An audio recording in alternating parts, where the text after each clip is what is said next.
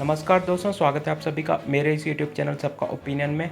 दोस्तों आज बात करते हैं 2023 में होने वाले मध्य प्रदेश विधानसभा चुनाव के सबसे सटीक और ताज़ा ओपिनियन पोल्स की। दोस्तों हम आपको बताने वाले हैं इस ओपिनियन पोल के माध्यम से कि इस बार मध्य प्रदेश की जनता का आशीर्वाद किस पार्टी के साथ जुड़ता दिख रहा है। दोस्तों यहाँ पर कौन सी पार्टी जनता का आशीर्वाद के साथ यहाँ पर बहुमत का आंकड़ा पार करती मध्य प्रदेश में सरकार बनाती दिख रही है। दोस्तों हम आपको बताने वाले हैं इस ओपिनियन पोल के माध्यम से, बने रहना अंत तक और आपकी क्या राय है कमेंट बॉक्स में ज़रूर बताना। दोस्तों सबसे पहले बात करते हैं श्योपुर जिले के 2 सीटों की, तो यहाँ पर कांग्रेस 2 की 2 सीटें जीते दिख रही है। वही मुरैना जिले के 6 सीटों की बात किया जाए, यहाँ पर कांग्रेस के खाते में 6 की 6 सीट जाती दिख रही है। दोस्तों अभी तक के इस सटीक ओपिनियन पोल्स में 8 सीटों का नतीजा आ चुका है, जिसमें कांग्रेस 8 की 8 सीट जीतकर सबसे आगे चलती दिख रही है। दोस्तों अब बात करते हैं भिंड जिले के 5 सीटों की, तो यहाँ पर 5 की 5 सीट कांग्रेस इस बार जीती दिख रही है। वही ग्वालियर जिले के 6 सीट की बात करते हैं, यहाँ पर भाजपा को 2 सीट मिलती दिख रही है। वही कांग्रेस यहाँ पर 4 सीट जीतकर अच्छा प्रदर्शन करती दिख रही है इस चुनाव में। दोस्तों वही बात किया जाए यहाँ पर अशोकनगर जिले के 3 सीटों की, तो यहाँ पर कांग्रेस के खाते में 3 की 3 सीट जाती दिख रही है अशोकनगर जिले के 3 सीटों की। वही सागर जिले के 8 सीटों की बात करते हैं, यहाँ पर भाजपा के खाते में 4 सीट जाती दिख रही है। वही कांग्रेस भी यहाँ पर 4 सीट जीती दिख रही है इस चुनाव में। दोस्तों अब बात करते हैं गुना जिले के 4 सीटों की, तो यहाँ पर कांग्रेस 3 सीट जीती दिख रही है। वही भाजपा 1 सीट जीती दिख रही है। वही दोस्तों दतिया जिले के 3 सीटों की बात करते हैं, यहाँ पर कांग्रेस 3 की 3 सीट जीतकर ज़बरदस्त प्रदर्शन करती दिख रही है। दोस्तों इसी के साथ 37 सीटों का नतीजा आ चुका है, कांग्रेस सबसे आगे चलती दिख रही है। दोस्तों अब बात करते हैं टीकमगढ़ जिले के 4 सीटें की, तो यहाँ पर भाजपा के खाते में 4 की 4 सीट जाती दिख रही है टीकमगढ़ जिले की। वही शिवपुरी जिले के 5 सीटों की बात करते हैं, यहाँ पर कांग्रेस इस जिले में आगे चलती दिख रही है। यहाँ पर कांग्रेस 4 सीट जीती दिख रही है, वही भाजपा सिर्फ 1 सीट जीती दिख रही है। दोस्तों अब बात करते हैं छतरपुर जिले के 6 सीटों की, तो यहाँ पर भाजपा को 2 सीट मिलती दिख रही है। वही कांग्रेस को यहाँ पर 3 सीट मिल रही है। वही अन्य को यहाँ पर 1 सीट का फायदा मिलता दिख रहा है। दोस्तों यहाँ पर दामोह जिले के 4 सीटों की बात किया जाए, तो यहाँ पर भाजपा को 2 सीट, कांग्रेस को 2 सीट मिलती दिख रही है।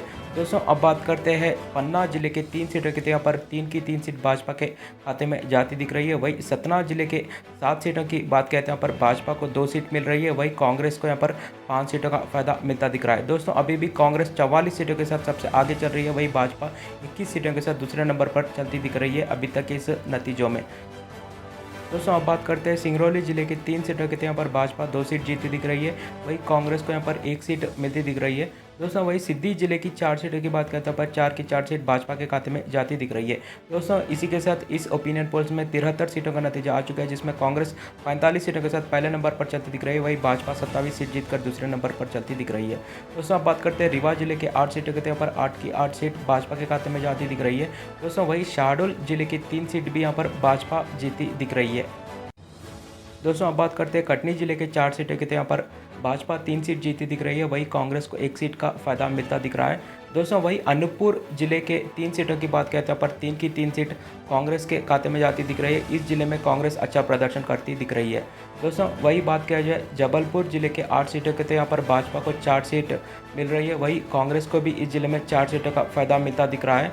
वही डिंडौरी जिले की 2 सीट यहाँ पर कांग्रेस के खाते में जाती दिख रही है। दोस्तों इसी के साथ 101 सीटों का नतीजा आ चुका है इस सटीक ओपिनियन पोल्स में, जिसमें कांग्रेस 55 सीट जीतकर पहले नंबर पर चल रही है। वही भाजपा 45 सीटों के साथ दूसरे नंबर पर चलती दिख रही है। दोस्तों अब बात करते हैं उमेरिया जिले के 2 सीटें की, तो यहाँ पर भाजपा को 1 सीट और कांग्रेस को 1 सीट मिल रही है। वही निवाड़ जिले की 1 सीट भाजपा के खाते में जाती दिख रही है। दोस्तों वही बात किया जाए बालाघाट जिले के 6 सीटों की, तो यहाँ पर भाजपा को 2 सीट, कांग्रेस को 3 सीट मिल रही है। वही अन्य को यहाँ पर 1 सीट मिलती दिख रही है। दोस्तों वही मांडला जिले के 3 सीटों की बात किया जाए, यहाँ पर 3 की 3 सीट कांग्रेस के खाते में जाती दिख रही है। दोस्तों अब बात करते हैं सिवनी जिले के 4 सीटों की, तो यहाँ पर भाजपा को 2 सीट मिल रही है। वही कांग्रेस को भी यहाँ पर 2 सीटों का फायदा मिलता दिख रहा है। दोस्तों वही छिंदवाड़ा जिले के 7 सीटों की बात कहते हैं, यहाँ पर 7 की 7 सीट कांग्रेस के खाते में जाती दिख रही। इस जिले में कांग्रेस ज़बरदस्त प्रदर्शन करती दिख रही है। दोस्तों वही नरसिम्हापुर जिले के 4 सीटों की बात कहते हैं, यहाँ पर भाजपा को 1 सीट, कांग्रेस को 3 सीट मिलते दिख रही है इस जिले में। वही बैतूल जिले के 5 सीटों की बात कहते हैं, पर भाजपा को 1 सीट मिल रही है। वही कांग्रेस को इस जिले में 4 सीटों का फायदा मिलता दिख रहा है इस बार। दोस्तों अब बात करते हैं रायसेन जिले के 4 सीटों की, तो यहाँ पर भाजपा को 2 सीट और कांग्रेस को 2 सीट मिलती दिख रही है। वहीं विदिशा जिले के 5 सीटों की बात करते हैं, यहाँ पर भाजपा को 4 सीट मिलती दिख रही है। वहीं कांग्रेस को यहाँ पर 1 सीट का फ़ायदा मिलता दिख रहा है। दोस्तों इसी के साथ 142 सीटों का नतीजा आ चुका है इस ओपिनियन पोल्स में, जिसमें कांग्रेस 81 सीटों के साथ पहले नंबर पर चलती दिख रही है। वहीं भाजपा 59 सीटों के साथ दूसरे नंबर पर चलती दिख रही है।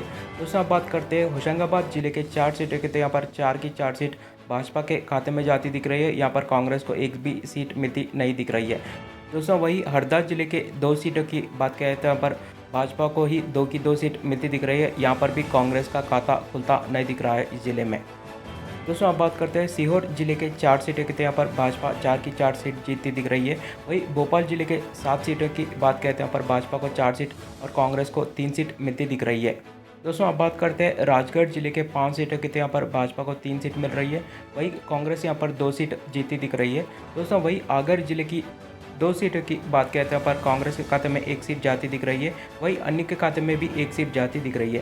दोस्तों अब बात करते हैं शाहजहाँपुर जिले के 3 सीटों की, तो यहाँ पर कांग्रेस 3 की 3 सीट जीती दिख रही है। दोस्तों वहीं बुरहानपुर जिले के 2 सीटों की बात करते हैं, पर कांग्रेस के खाते में 1 सीट जाती दिख रही है। वहीं अन्य के खाते में 1 सीट जाती दिख रही है। दोस्तों यहाँ पर भाजपा को 1 भी सीट नहीं मिलती दिख रही है। दोस्तों देवास जिले के 5 सीटों की बात करते हैं, पर भाजपा को 3 सीट और कांग्रेस को 2 सीट मिलती दिख रही है। वहीं खंडवा जिले के 4 सीटों की बात करते हैं, पर भाजपा को 3 सीट मिलती दिख रही है। वहीं कांग्रेस को 1 सीट का फायदा मिलता दिख रहा है इस जिले में। दोस्तों वहीं बड़वानी जिले के 4 सीटों की बात करते हैं, पर भाजपा को 1 सीट, कांग्रेस को 3 सीट मिलती दिख रही है। वहीं खरगोन जिले के 6 सीटों की बात करते हैं, पर कांग्रेस इस जिले में बेहतरीन प्रदर्शन करती दिख रही है। यहाँ पर कांग्रेस को 5 सीट और अन्य को यहाँ पर 1 सीट मिलती दिख रही है। दोस्तों अब बात करते हैं झाबुआ जिले के 3 सीटों की, तो यहाँ पर कांग्रेस को 2 सीट मिलती दिख रही है। वहीं भाजपा को यहाँ पर 1 सीट मिलती दिख रही है। वहीं इंदौर जिले के 9 सीटों की बात करते हैं, पर भाजपा को 5 सीट और कांग्रेस के खाते में 4 सीट जाती दिख रही है। दोस्तों अब बात करते हैं धार जिले के 7 सीटों की, तो यहाँ पर कांग्रेस 7 की 7 सीट जीती दिख रही है। वहीं उज्जैन जिले के 7 सीटों की बात करते हैं, पर भाजपा को 4 सीट और कांग्रेस को 3 सीट मिलती दिख रही है। दोस्तों इसी के साथ कांग्रेस बहुमत का आंकड़ा पार करती दिख रही है। अभी तक के इस ओपिनियन पोल्स में 118 सीट जीतकर कांग्रेस बहुमत का आंकड़ा पार करती दिख रही है। वहीं भाजपा 93 सीटों के साथ दूसरे नंबर पर चलती दिख रही है। दोस्तों अब बात करते हैं रतलाम जिले के 5 सीटों की, तो यहाँ पर भाजपा को 2 सीट और कांग्रेस को 3 सीट मिलती दिख रही है। वहीं नीमच जिले के 3 सीटों की बात करते हैं, पर भाजपा को 1 सीट और कांग्रेस को 2 सीट मिलती दिख रही है इस जिले में। दोस्तों अब बात करते हैं अलीराजपुर जिले के 2 सीटों की, तो यहाँ पर भाजपा को 1 सीट और कांग्रेस को 1 सीट मिलती दिख रही है।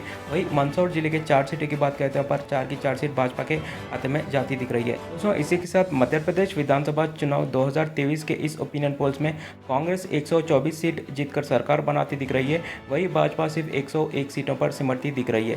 दोस्तों आपकी क्या राय है, कमेंट बॉक्स में ज़रूर बताना। धन्यवाद दोस्तों।